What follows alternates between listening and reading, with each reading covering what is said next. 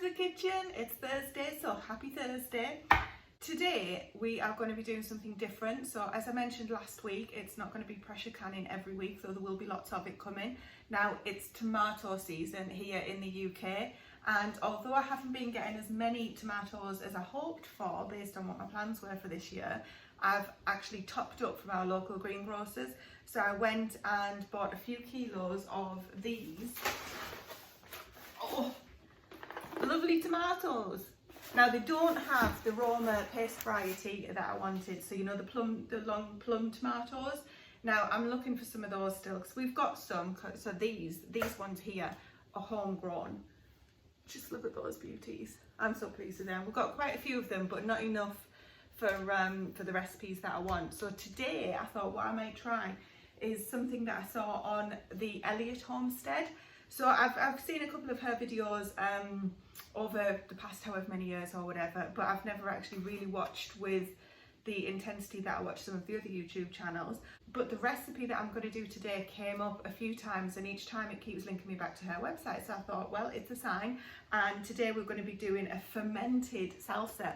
Now, I don't think that I've fermented anything knowingly. I might have grown a few things in the fridge that I'm not supposed to, but I don't think I've fermented anything before as such. So I'm going to say that this is my very first time. It's my very first time of doing it properly anyway. So I've got her website open on my laptop, which is just in front of me here. And it's the Elliott Homestead Fermented Salsa blog post. I think there's a YouTube video on this one as well, if I remember rightly, or she mentions it in a couple of her videos. Now, I've wanted to get into fermented foods for quite a while because of the health benefits. So it's obviously super good for your gut, and there's just general health benefits from eating fermented food. But I'll be honest with you, I was a little bit scared because you kind of think, well, one, I don't know if I like it because it's supposed to be an acquired taste. And two, I don't know if I'm going to kill anyone because I might do something wrong and, you know, end up making somebody ill inadvertently. But I'm just going to be a big girl and get on with it. And I thought, look, now I've got these tomatoes and I'm going to can some of these. I'm going to do some bottling and diced tomatoes and all sorts of other things. But that's for another week. And I thought I'm going to do a nice, easy recipe this time that's supposed to be super easy to put together. Takes no time at all. I've got all of the ingredients and it gets me started on the fermentation journey. So I am going to do sauerkraut as well. For some reason I seem to be putting that off too, and it's supposed to be one of the easiest things to do. But tonight we're going to get these turned into a fermented salsa. I'm going to half the recipe that she's got on the website just in case, because it does call for 6 pounds of tomatoes. So we're going to use 3 pounds of tomatoes. So I will link the recipe to her blog down below, and I'll just talk you through the ingredients that I'm using. But essentially it's just going to be the same recipe that she's got, but halved. So let me get all my ingredients together and we'll come back. I thought you might like to see where we're keeping our onions now. We have a new cold room in the making, and it's just in a little building that we've got outside the house. So we are starting to fill up with onions, some collies that we've harvested. These are the onions for storing. We've got some garlics down here as well. So I need ½ pound of onions for this version, my version of the recipe. So I'm going to take some of the ones that look like they won't store too well and then get back in the house. I think these will do. I've got one in the house. So ½ pound. I don't even know, is that a couple of onions? We'll soon see. Just that one quite big onion is actually just over ½ pound, so that works. By the time I've got it trimmed up. So we've got 3 pounds of tomatoes and ½ pound of onion. We're going to need peppers, cilantro, which is coriander, garlic, chili, sea salt and cumin. Here we go then, we've got 3 pounds of tomato, ½ pound of onion, ½ pound of peppers. These are actually my homegrown ones. So I've got banana peppers there, which have got no heat. And this is a poblano, which doesn't have any heat. And then we've got the coriander, which will be 1 cup, which I'll grab in a minute. 6 cloves. These are chunky garlic cloves. I'm so pleased with them. These are homegrown as well. 6 cloves of garlic, 1 chili, so this is a jalapeno from the greenhouse. Then we need 2 tablespoons of sea salt and ½ a tablespoon or the equivalent of cumin. So this is everything that we should need, and we need to start off by chopping the tomatoes into large chunks, removing the stems, and then we're going to pop this into the food processor and transfer from the food processor into a large bowl. So I'm going to reuse this bowl. Actually, no, I won't. I'll use this one. It should be big enough. And then get the tomatoes done in the food processor, blitz them and pop them in here. So I'm just removing the green stems off the tomatoes because these were left on. The ones that I bought from the shop are Polish tomatoes. And I'm going to give them a rinse off because they've been sat here for quite a while. And they haven't been washed since they came in from the shop. So you can get tomato corers. I don't have one, and I'm not too sure that we'll need one for this. So it should be good. We've been eating a few of these actually just fresh, along with my own from the greenhouse, just to see what they're like. They were really nice. This one, this is homegrown. Have to get at least a couple of homegrown ones in there, surely. You can see the difference in, there's so much more flesh on the paste tomatoes, a lot less seeds. Now unfortunately I can't keep these seeds to grow again because they're an F1 variety, but realistically I think that might be what I'm going to have to do, because as in keep buying F1s. If you're not sure what an F1 variety is, it's a seed that's come from two plants that have been bred to produce a different plant. So whenever you get the seeds from them, you're getting a combination of the two plants. So you can't just use the seeds to regrow, because they'll only grow true to one type, which generally it doesn't work out very well. You get quite pathetic stringy plants. I did consider trying it myself, but I haven't yet. Oops. I'm just taking out the tough stem bit in the middle because nobody wants that. And I'm going to blitz these down. Now that that's quite full, blitz these down. Right, I'm going to put this in here. Water left in there. I think these are watery enough. I'm trying to not want any more add in. You can, if you want, drain, chop them up and leave them in a sieve and let them drain for a little bit.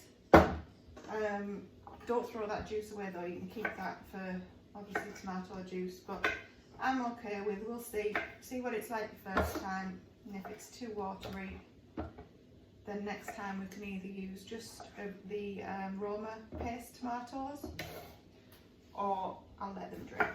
That's if we like it. That's if there is another time. So I'm going to fill this back up again. We've only got a few left, so it's probably going to be 2 batches that it's took. Another homegrown one.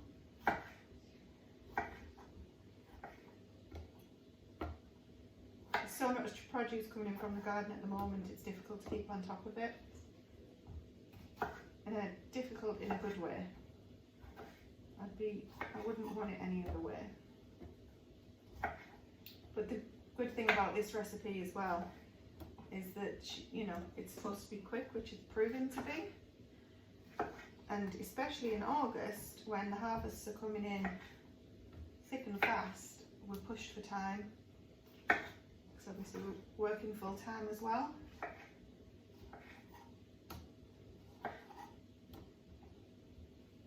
Right, last 2.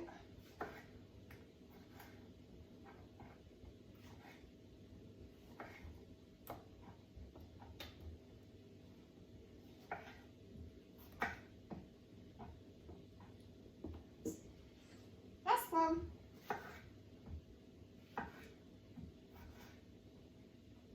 So seriously, just roughly chopping these up to fill your food processor. Mine's only quite a small one. Probably just do this in one batch if you had a bigger one. So I'm going to blitz these down as well and add them into here with this. In fact, I'm just going to pop the lid on that, because this time of year you get all sorts of butterflies and things, and we'll have a clear up. So now we're going to peel and chop the onion into large pieces, add the pieces to the food processor and pulse, then we're going to add that. That works for me.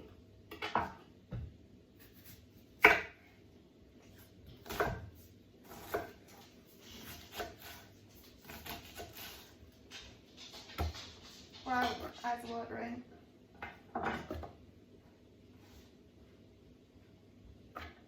Right, and then it says blitz this and then add it to the tomatoes. Where did I put the lid? So I'm just going for quite a rough chopped consistency. You could do it as smooth or as big or as smooth as you like, I guess. To be honest, I don't really know what I'm going for. I've never made it before. So I'm guessing, so the theme of this recipe is we're just chopping it all up in a food processor and then leaving it. So that's not everything out of there, but the chilies and peppers are going in next, so I'm not worried. So next up, remove the stem from the peppers and the chilies, chop into large pieces and add the pieces to the food processor and pulse. And what that's going to look like. Right, just literally putting all of those in. And more chili.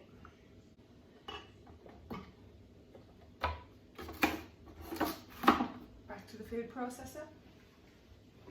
Now I've done that a little bit finer because we don't want massive chunks of chili. I'm keen on the heat, but Steve's not too keen. So we're just adding all this in.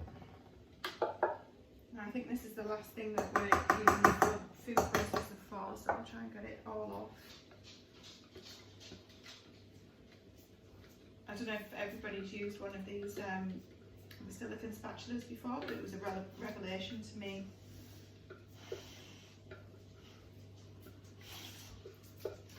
How easily they get all of the items out. Right, I'm just going to get rid of this, have a bit of a clean up, and on to the next. I can imagine this is more than the usual 6 cloves because these are huge. And what we're going to do now is add the coriander, which I'll get in a sec, the garlic, the salt and the cumin into the bowl, and we're going to combine it and then we're pretty much done.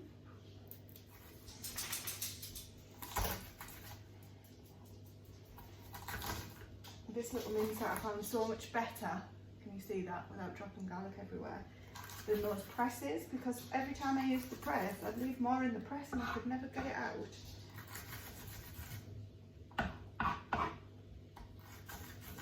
So we've got 6 cloves of garlic going in.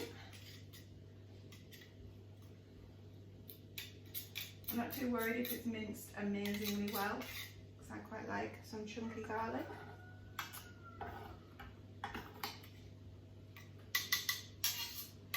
And now we need 1 cup of coriander. Take out the minced stems.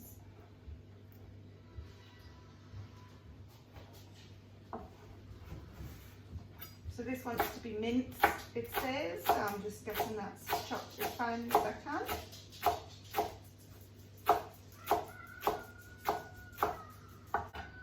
Okay, so 1 cup going into, sticks to your hands, can't get over.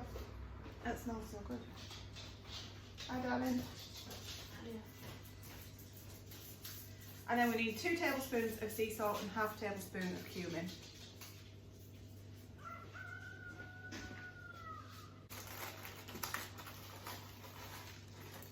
So table salt wise, I'm just using, sea salt, not table salt, these Malden sea flakes. So these are just from Tesco somewhere. Oh god, they're leaking everywhere. This is obviously going to get mixed up. And then ½ tablespoon of cumin. And that, my friends, is it. So it says stir well to combine, add to a clean glass jar with a non-metallic lid and fill the jar to 1.5 inches off the top. I should have prepared a jar. I can do that now. Do you reckon it's going to fit in this size? I think this is a litre. We'll soon see.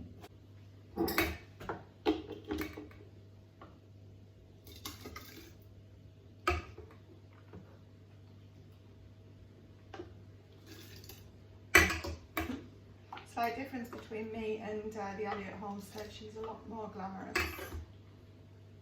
And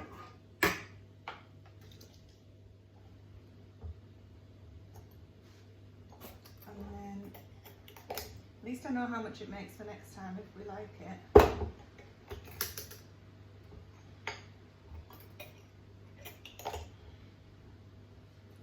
There you go. So there you go. If nothing else, it's really pretty. So that's going to sit on my counter now for 3 days.